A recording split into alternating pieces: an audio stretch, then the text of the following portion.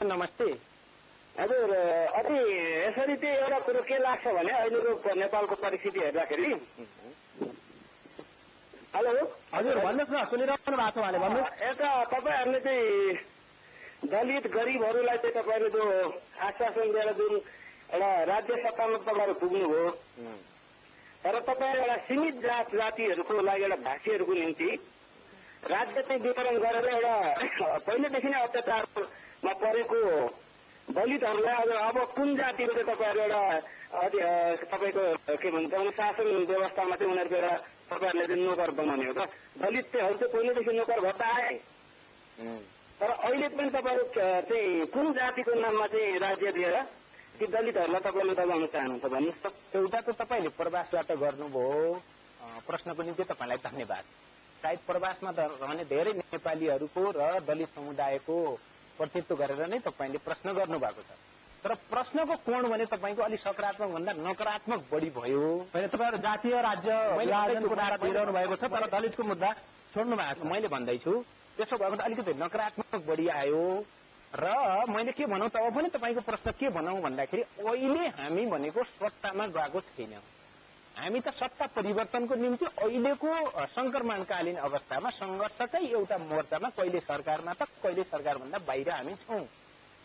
यहाँ प्रश्न हुन्छ तपाईँको दल सरकारमा त कसरी सत्तामा छैन भन्ने होइन। सत्ता र सरकार भिन्न कुरा हो।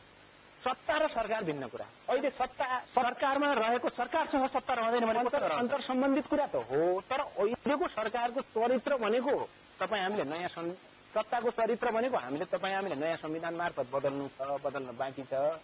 त्यो सत्ताको चरित्र पुरानो नै छ।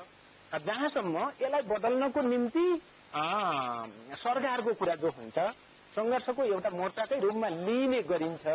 र अहिले पनि बन्या सरकार हाम्रो पार्टीको तर्फबाट त्यही हो, तर त्यसका कामहरू भने त्यो दिशातिर उन्मुख छैन। आम जनताले भनि नै सकेका छन्। अहिलेको सरकारलाई त्यसरी नै बुझ्नुपर्छ।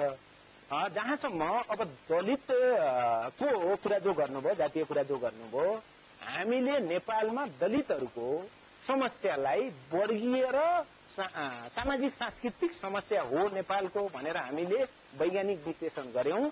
र त्यसको समाधानको निम्ति नेपालमा राज्य सत्ता अहिलेको अन्तर नयाँ जरुरी छ, जनवादी जरुरी छ र शासन व्यवस्था नेपाली श्रमजीवी जनताको जरुरी छ भनेर हामीले सङ्घर्ष गर्दै आयौं। अहिले त्यसैलाई संस्थागत गर्नको निम्ति संविधान निर्माणका मुद्दाहरूमा पनि हामीले पहल कदमी लिइराखेका छौँ। एउटा सङ्घर्ष चलिराखेका छ। तर दलितको अधिकारको कुरा र दलितको मुक्तिको कुरा भनेको अबको नयाँ संविधानमा राज्यको मालिक बनाउनको निम्ति शासन उनीहरूले आफै सञ्चालन गर्ने सुनिश्चित गर्नको निम्ति दलितहरूको विशेष अधिकारको सुनिश्चित हुनुपर्छ नयाँ संविधानमा छलफल चलिराखेका छ। र नयाँ संविधानको निम्ति बहस हुने क्रममा जो एक्सरसाइज भएको छ त्यो एक्सरसाइजमा ती विषयहरू चाहिँ समेटिँदै पनि आएका छन्। हामी बहस गरौँला र जनताका प्रश्नको जवाब तपाईँ दिँदै गर्नुहोला। तर एक किसिमको विश्रामको समय भएको छ। दर्शकवृन्द, हामीसँग यति बेला कार्यक्रम जनमतमा र आजको जनमतमा तपाईँ जनताका प्रश्नको जवाब दिइरहनु भएको छ एकीकृत माओवादी नेता खड्गबहादुर विश्वकर्माले। तपाईँले उहाँसँग प्रश्न राख्न सक्नुहुनेछ। तर अहिलेलाई भने एकैछिनका लागि विश्रामको समय भएको छ।